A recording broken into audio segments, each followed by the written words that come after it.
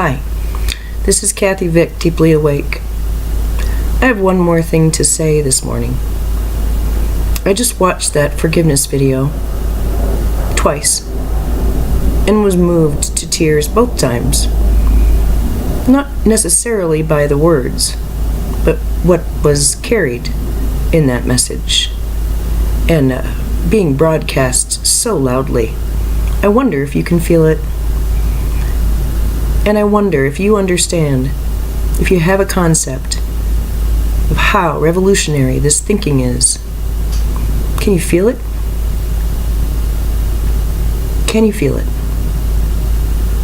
Do you sense it? I do.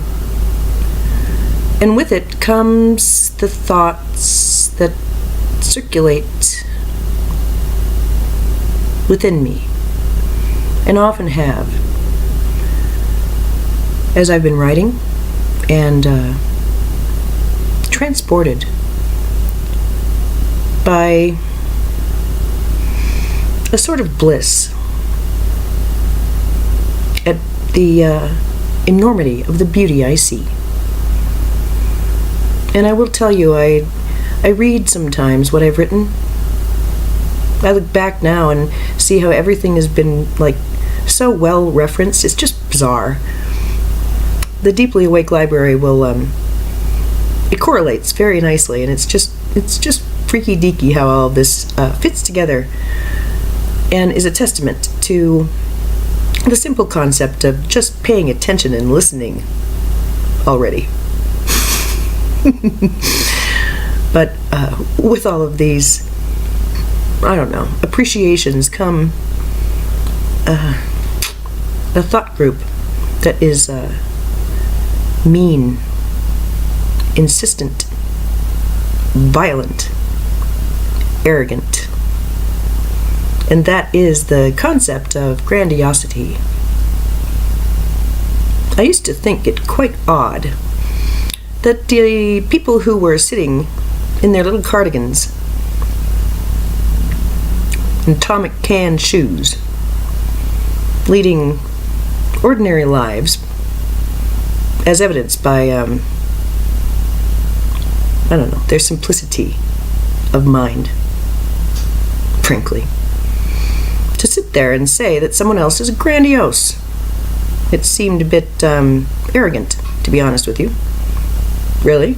Well, that person has more creativity than you do, has more flexibility of mind and affect than you do, and yet you sit there and call him that name. And you're the one who holds the keys. Isn't that interesting? Whose reality trumps whose.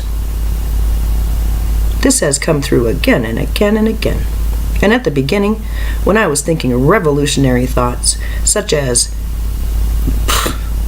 not needing forgiveness, seeing my behavior as purposeful, uncoupling it from judgment, these are big ideas. They are revolutionary ideas. And my love, they are grandiose. Sitting here saying, I am sovereign. I am sovereign. Well, I have been in deep argument with the psychiatric community since the beginning, and you can see it come through almost every essay. I will be transported into ecstasy of thought, purity of mind,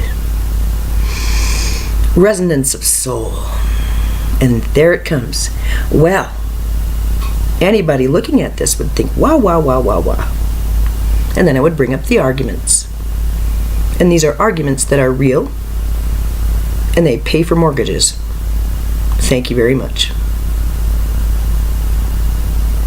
No longer do they keep people as much behind closed doors because, for the most part, the mentally ill have been disposed of by this country. That is a whole other topic. And I realize now I finally have a platform that may assist my long-suffering brothers and sisters who know mental illness far better than I. But it is true. I know its power to distort. So, grandiosity. Whose distortion is it? Isn't grandiosity something that we say someone possesses when they are stating things that are bigger than we can imagine?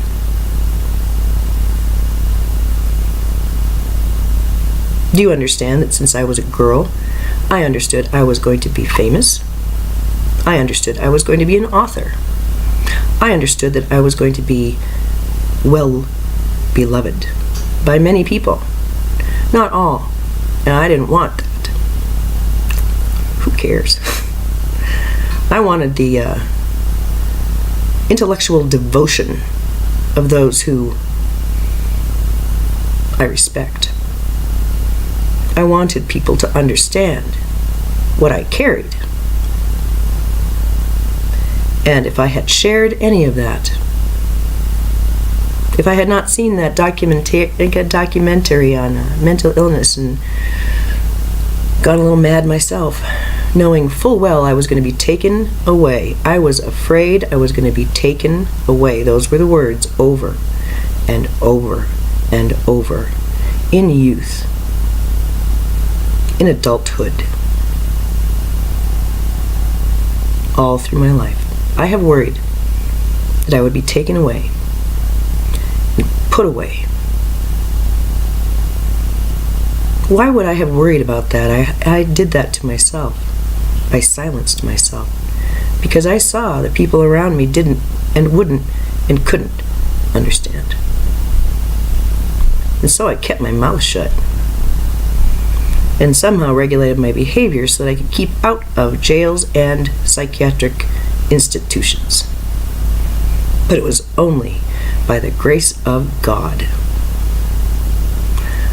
I may have said it on camera before, but I will say it again. For each and every one of you who wonders if perhaps they might be mad. The same water that the mystic swims in, the psychotic drowns in. Same water. And yet some people will sit in their cardigans, their little tiny lives,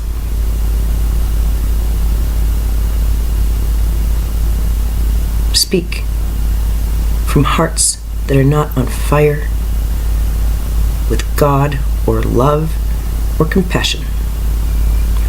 Words of judgment, labels which allow for certain treatments, certain medications, certain controls. It's a crude way of treating our dear brothers and sisters who understand things that simpler minds do not, simply do not. And these realities, they're not thoughts. They are realities. And they are skills. They are judged as inappropriate, ineffective, detrimental, and worthy of extinguishment.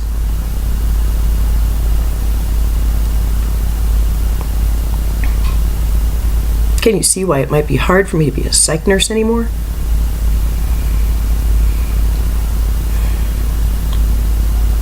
I'll tell you. This began in 2012 when the voices started to accompany me, and I realized in a parking lot on my way into putting in an application for work, knowing that I would have to find a way to sustain myself while I grow and change. I walked from my car into the hospital to the HR department, knowing that I was no longer alone. And from that day, I was coached.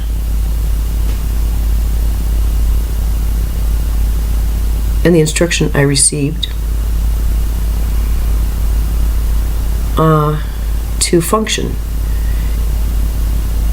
with those who chose surgical and medical interventions for their problems was love them anyway. Love them anyway.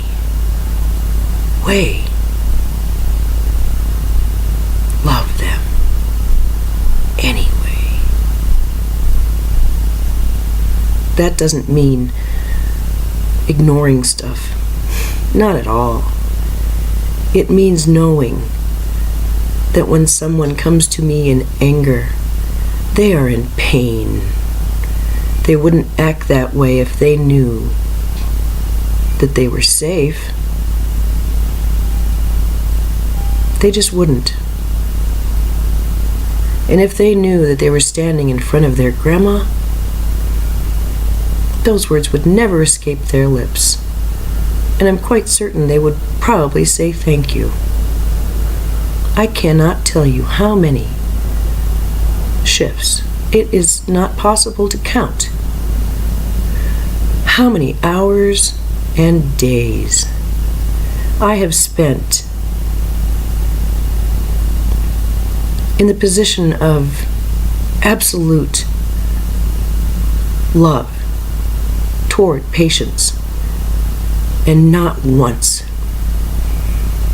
in 8 hours, in 12 hours, in weeks, in months, heard a thank you. I heard that I didn't get there on time. I heard, ow, that hurts. I heard, you forgot to turn off my light. That's what I heard. I did not hear thank you. I loved them anyway. And so I would find ways to bring joy to them after the voices came online, because I knew no one would act that way if they understood how loved they were. No one would act that way if they knew how beautiful they were and how safe. But it's in the psych ward where I would like to end, because in a way, beginning my career as a psych nurse, it seems fitting we would end it here. What I was told about how I should hold myself when I was a psych nurse the last 4 years, was this: see yourself as a beloved, long-lost friend. See them come to you, and your palms are open and beaming. Your heart and chest are like the sun. And you welcome them home as a brother who lost their way for a little bit. Maybe. But for now, just for now, treat them like long-lost brother. Love them. Do not see the mess. Who cares about the mess? We get so hung up on details, and we spend time in courtrooms, conference halls, and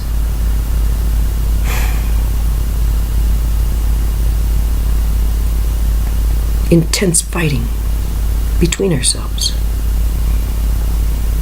to work out the simple truth that we are all long-lost brothers and sisters who need to be welcomed home. Love them anyway. Tell them, oh, I'm so glad you found me. Look how hard you've had it. Oh, I can feel your pain from here. Come here. Oh, I'm so glad to see you. I don't care what words come out of your mouth. I don't care what awesomely bizarre and funny things you're thinking.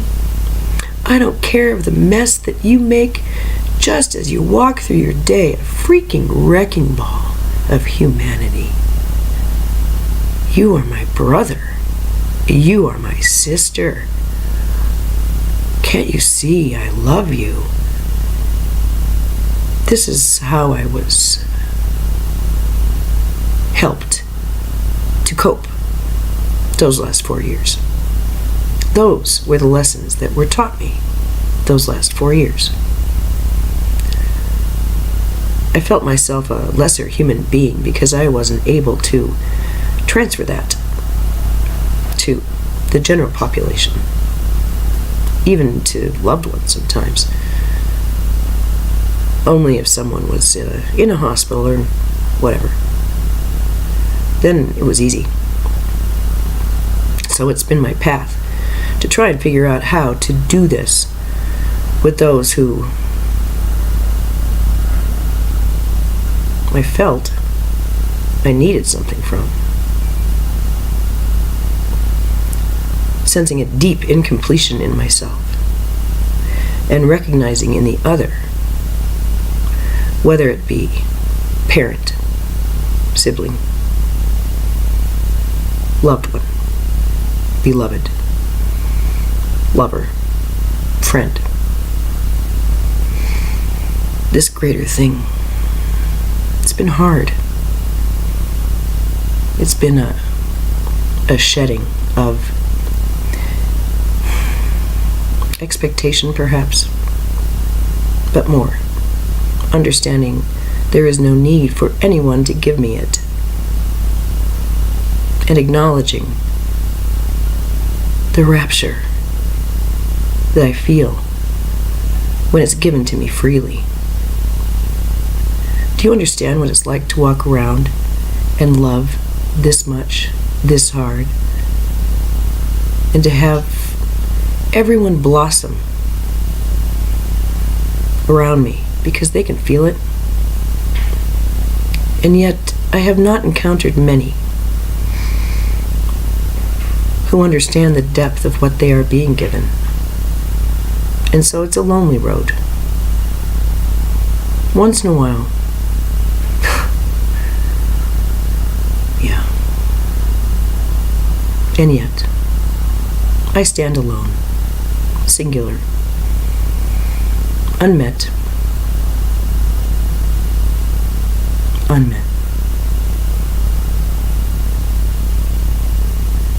It's filled me with a loneliness that I grappled with, and still do. A simple cry of, why not me? Why not me? Don't you see how much I love you? Can't you feel it? Yeah, sure. I got things to do. God. So it's been hard for me to give this to those who I feel a desire to know, to really know. I think that's what this next part is about. And I think that that's what I was being told on my bed this morning. That there is a new reality coming for me, simply for me. And I share this and end. That of being met. It's hard to believe I am being met at times, to be honest. When I see the Cardigans and the simple lives. Sure, I know you love me. Yeah, I know. But there are judgments of Grandiosity still in the air. The label of delusion. The concept of better than and less than, smarter than is dumber than. More loving and less loving. More deserving, less deserving. Right and wrong. Good and bad. There is that which is healthy and that which is not. That which is in alignment and that which is not. And that which is in good timing and that which is not. My burning impatience and anger has faded, replaced with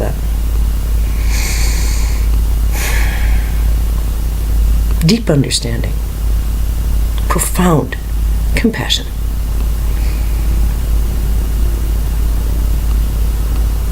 Sustained patience.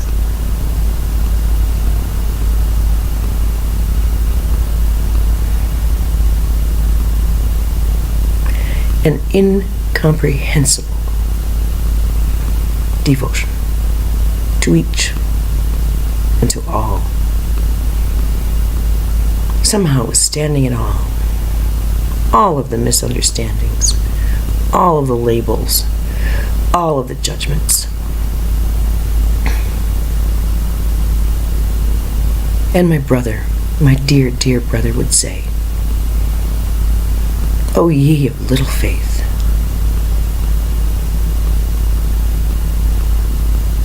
look within, know your worth, know thyself, know thine self, know thyself, and to thine own self be true, above all.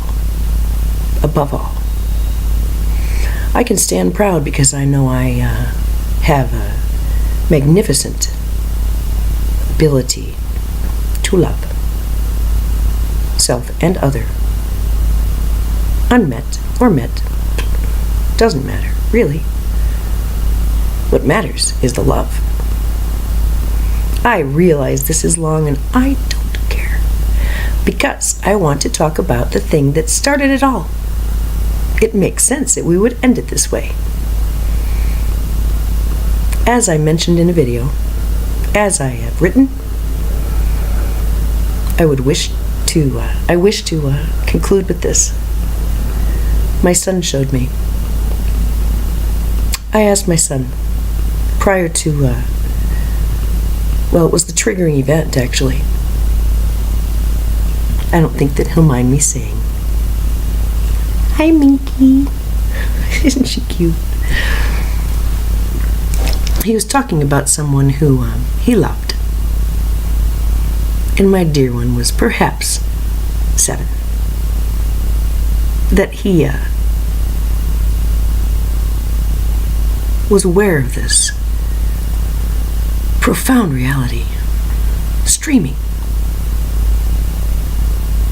from a body with a gender which others had decided it would be inappropriate for him to feel attraction for. He struggled.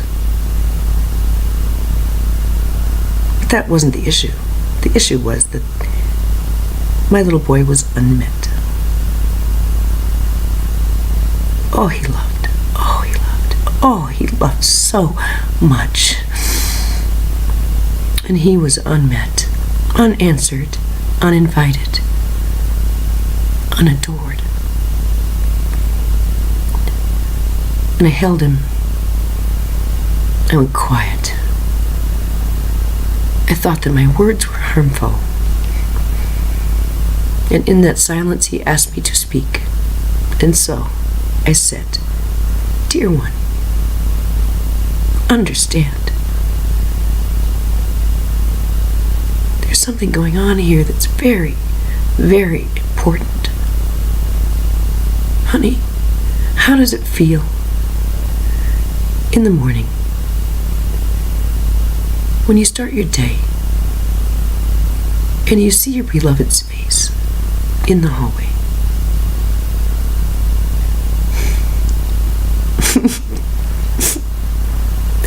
He said it's like the sun coming out. Yeah. My heart broke open. And this is what I told him.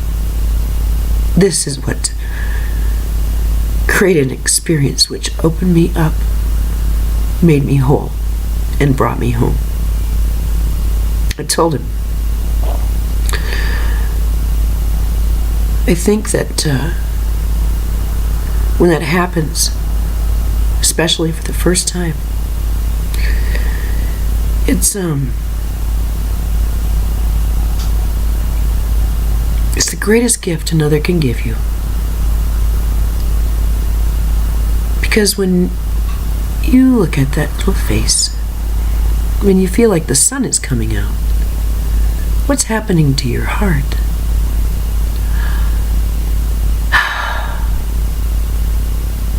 It's opening. It feels like the sun. That person has given you the greatest gift, the ability to love. It might not be appropriate for that love to be returned, and it's not necessary at all. And here's why.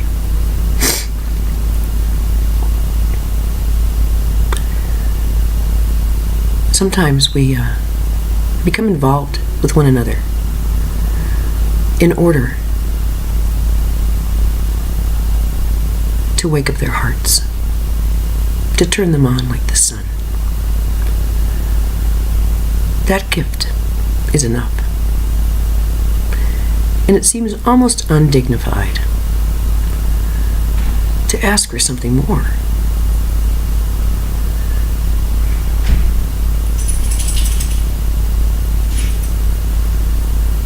To honor that opening of self toward love is the greatest gift of all. Well placed, well timed, in perfect accordance, regardless of how little stories play out. That doesn't matter. Oftentimes those stories end in disaster. It's not necessary. What was necessary is that engine, that sun, that bursts into your reality when you feel that from and for another. Of course it's simple recognition, of course. That's the simplest understanding of all. The deeper the love, the deeper the connection, the deeper the history, the deeper the entanglement of the Akash. It's very simple. When your fields light up, well, obviously, there's patterning that we recognize. And there's the patterning of conflict, which is juicy and requires participation in reality. And then there's the other patterning, the flower of life, the fifth sun, love itself. You may have these experiences profoundly with others. You may experience it in passing. But to not acknowledge that the sun has come out is a missed opportunity. And having your heart break open and spill out something that you only vaguely recognize as yours, but are convinced it's familiar and the best thing you could ever do for yourself. I have learned how to take this kind of profound love and express it for everybody, to know it for those who judge me.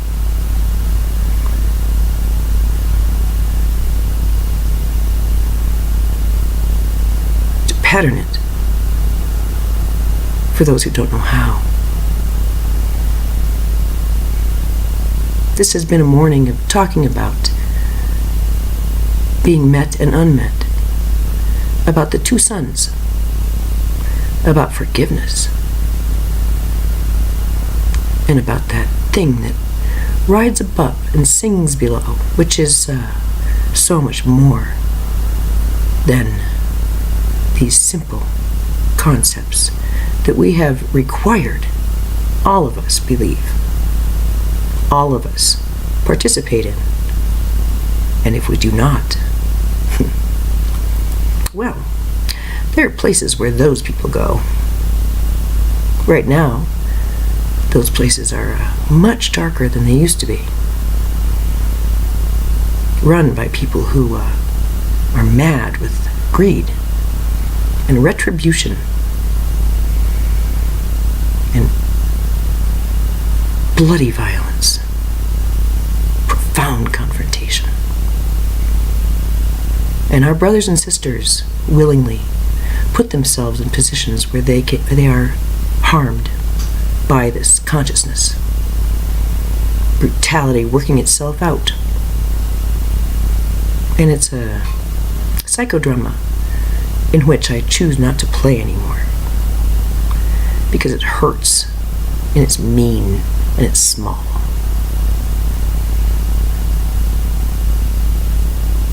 I've said in these videos, gee, I wonder if anybody's going to like me anymore. Oh, are you kidding me? I sat across from someone interviewing me. It was a different experience. As in love as I could be with someone I'd just met.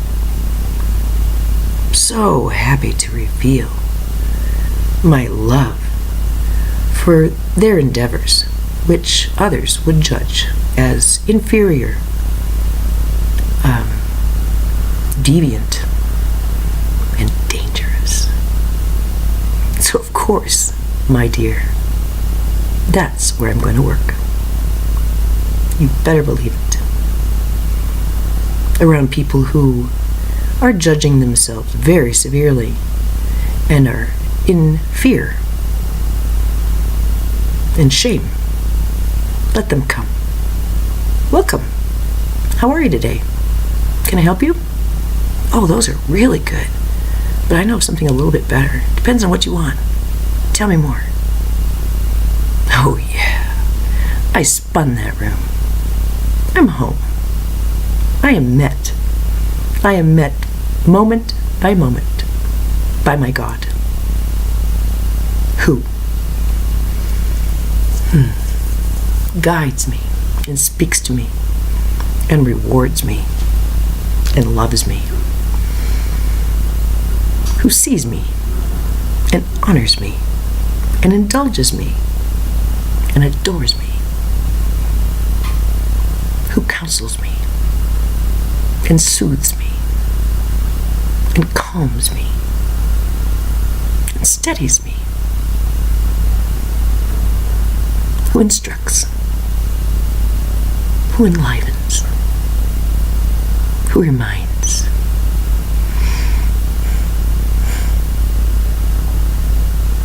who accepts. I am profoundly grateful for this. Not only because I know that I'm helping, and I needed to know that I could continue to help people if I chose not to be a nurse, knowing that this choice might actually be able to affect more people more easily, with less self-harm. What a great realization. So, for me, I am not worried, and I am not in fear. And I am not feeling anymore like, I don't know, gee, do you think anybody's going to like me? Not after this morning. Because I understand reflectivity now. I understand that I couldn't be met because I had not truly met myself. I couldn't be fully appreciated because I had not come to appreciate myself. I would like very much to discuss concepts of sexuality, self-pleasure, orgasm, sacred union, sacred sexuality. These are portals. They are profound. They can be found with strangers. They can be found among friends. And they can be found with the beloved. All. Not just one. All. We do live in a garden of delight. And I intend to play today. In however way I see fit. With whomever presents themselves to me. For fun and love. For frolicking and laughter. Those are things that matter to me now. More than anything else, really.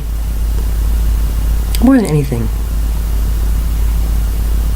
Not because I'm afraid I'm going to die and there's only one way and this is only the only one road. We only have one life. Gotta do it right. Oh, jeez. What pressure. I clearly see that I am imperfect in my behavior. That it's in question often. It doesn't matter. It's what rides within. What rides above. And what sings below. Comes back, circulates, but not in a straight line. Not anymore. The flower of life is within. And the flower of life is now without. With profound love, I wish you a very, very nice day.